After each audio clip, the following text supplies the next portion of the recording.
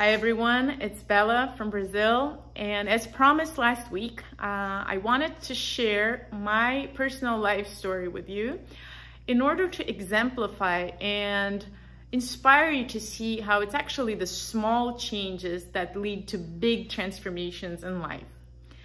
I've also created a program that will start on July 21st. That will be a 21-day journey to explore how all of these little changes are actually inhibiting us from living big. So we will look at all the different aspects of healthy living, such as what we eat, how we move, how we rest, our sexuality, our connection to the physical body, and whether or not we're aware of when we feel well, when we feel pain, and how our body actually leads us one way or another in life. But we'll also look at the non-physical aspects, and that's what I wanted to share with you in today's episode. So what are those non-physical aspects that can help us transform our life? Well, there are actually three that I wanted to share with you.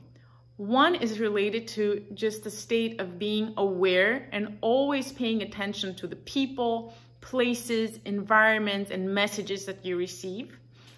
The second aspect I wanted to share with you is related to nature and our contact with it. Nature very often will give us indirect messages as to how we need to move through life. And there's also the subconsciousness, right? That can guide us and give us hints to what needs to change. And that could happen through dreams and through even, daydreaming, some insights that you get throughout the day if you're really aware.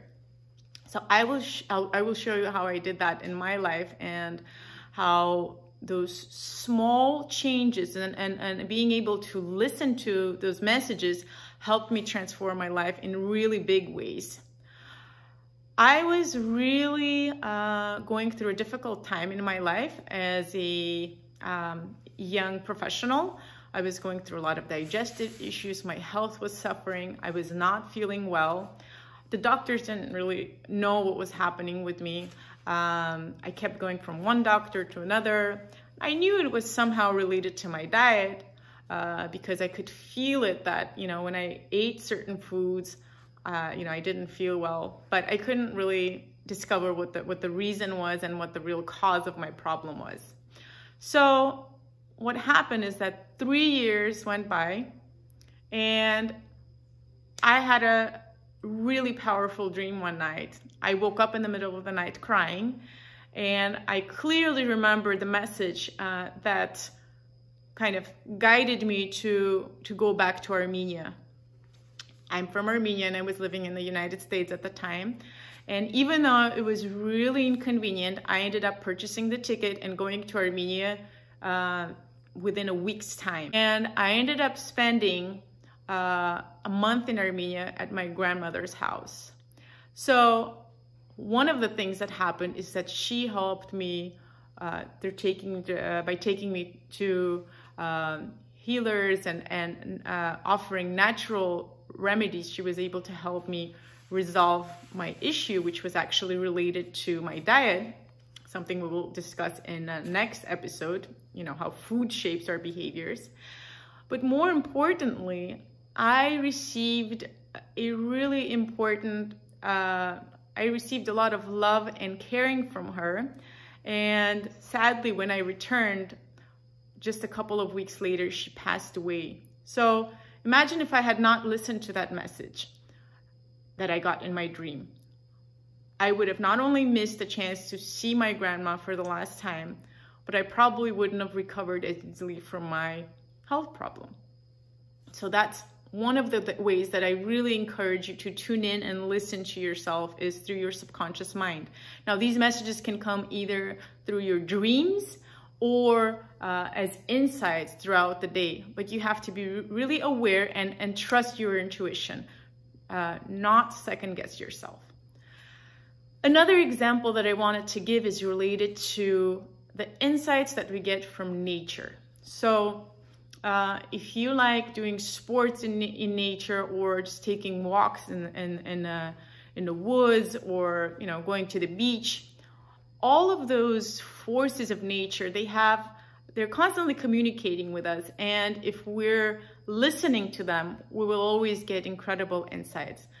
So again, in my example, I was visiting Bahia, Brazil, and at the time I had no plans of moving to Brazil, but I was also still going through a lot of difficulties at where I was living. I wasn't really enjoying my life very much, and I was kind of unhappy and not depressed, but I was not really enjoying my life fully. And I had this experience of diving into the wave that was so powerful in Bahia. I learned to really play with that wave's energy. And in that moment, because I was so aware of this wave's energy and my body flowing with it, that I got this powerful insight from nature that I really wanted to experience that over and over again, and that was going to help me obtain the happiness and live in a more fulfilling way.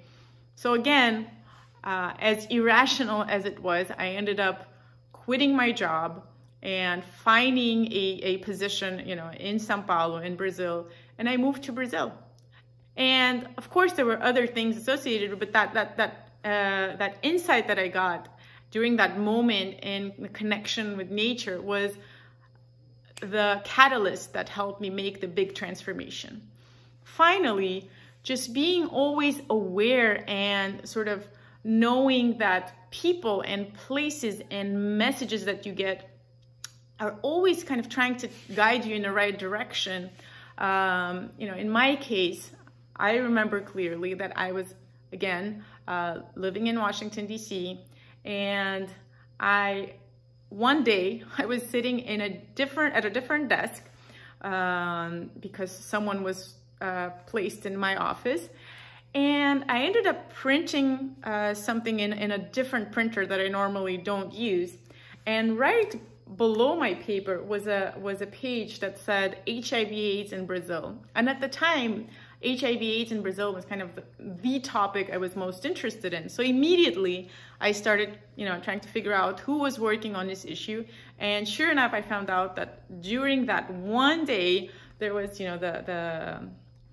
the officer responsible for working on those projects was there. So I ended up talking to him and getting a small position to work in Bahia, which was actually what really catalyzed these big changes in my life and my consequent move to Brazil, meeting my husband, having a daughter. So as you can see, these small steps of being more aware of and listening to the seemingly, unimportant messages can often lead to big transformations. So, as I said, I've started a program that's called Reset 21.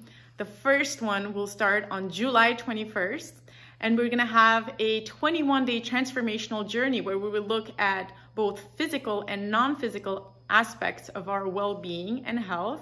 And we will reevaluate the way that we do things and the way that we go through life with in autopilot in order to become more aware, change our habits in a way that's intuitive and almost instinctive, so we can flow with our body in an easier way, and see how those small changes will unleash great transformations in our life.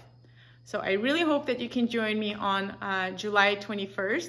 But before that, I will have 3 more episodes on how we eat, how we move, and how we rest and listen to our body, and how those things influence our life in big ways.